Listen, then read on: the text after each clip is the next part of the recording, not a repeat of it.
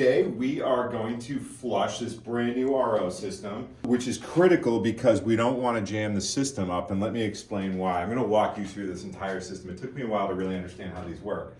So this is the water where it comes in from an external source. You know, we're going to attach this to a hose connection. And it flows right here, right? And you'll see this split here. Now this split goes in two directions. One is simply to the gauge, so that tells us our pressure, which for this system, you want to know what the maximum pressure can be. So this one is 80 PSI. So if we were above that, we'd want to put a restrictor because that would break the system. And if it's too low, you want to have enough pressure to actually get water out, or consistent water. So you can see it splits one way to the gauge, and then the other main valve goes over to this first container right here. Now this is a sediment filter. Now sediment's going to get the heavier, chunkier stuff up. And then from the sediment filter, it goes to the carbon filter. Now it's going to get additional impurities and chemical impurities. What we want to do, because there's some loose carbon in here, is we want to flush all the loose carbon out so it doesn't wind up going into the RO membrane, which is this guy up here, right? So you see this tube? It goes out from the carbon and then around to the RO membrane. Through the RO membrane, and that splits here in two directions, right? One direction is going to go out to the waste. And this is actually a second flush, which we're going to do afterward, which flushes the entire system in the RO membrane for a few minutes before running it. So we'll do that too. Now this is the good stuff. This white line is actually where your RO water comes out. So black tubing is wastewater, white tubing is clean water.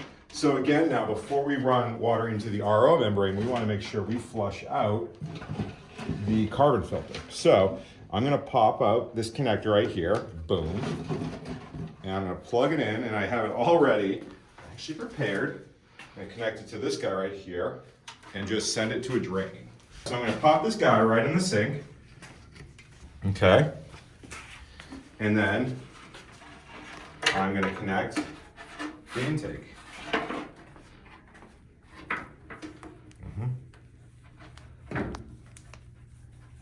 Alrighty.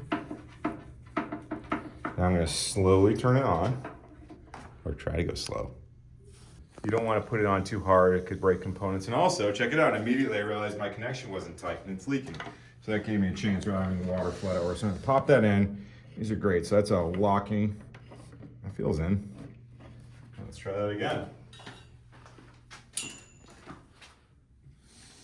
it leaking? Oh, you can see. Look at the membrane filling up. That's awesome.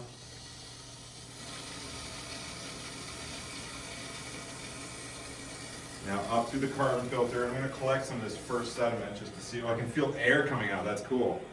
And there comes the water. Oh, ooh, really black. Look at that.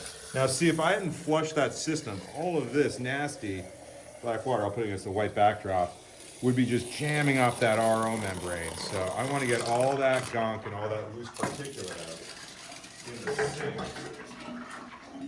in the drain. I want to get rid of that because that'll, oh shoot, oh boy. Oh, that's high pressure. Hilarious.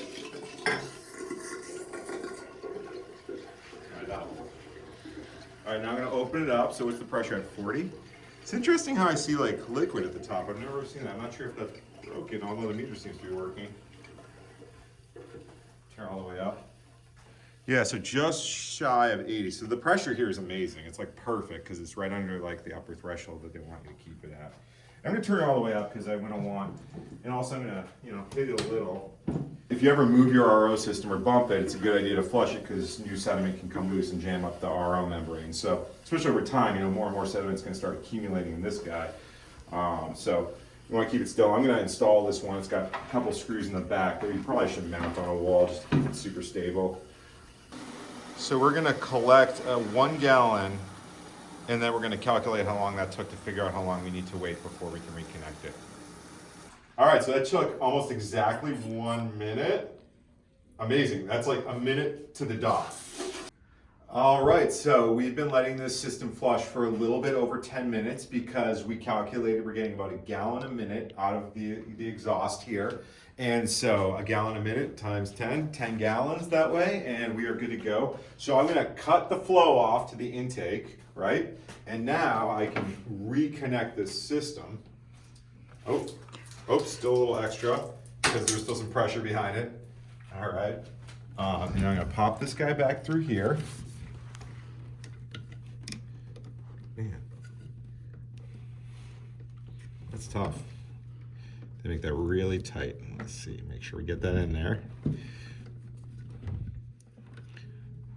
think that's fully in. You can always give it a tug. All right, that feels reconnected. Now again, now I'm going to connect this exhaust instead to this line right here. And this right here will be the clean outtake, but for now, I'm gonna leave this flow valve open. It instructs us. Now this is gonna flush the entire system, including the RO membrane, which is up here.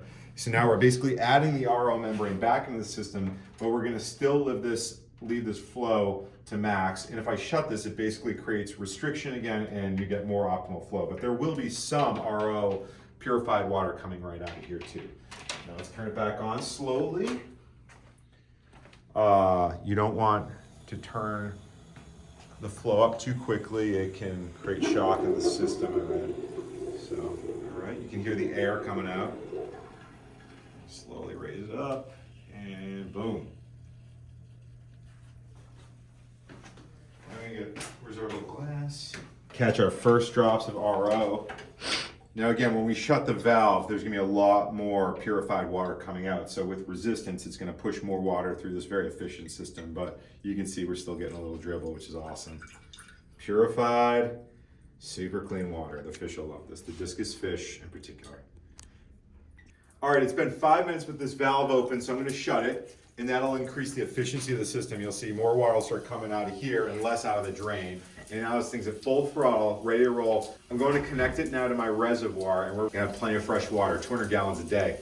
So thank you so much for joining. That's how we flushed and prepped this brand new system, ready to roll and produce purified water. Like and subscribe if you want to see more content like this, and we'd love to hear your comments and suggestions.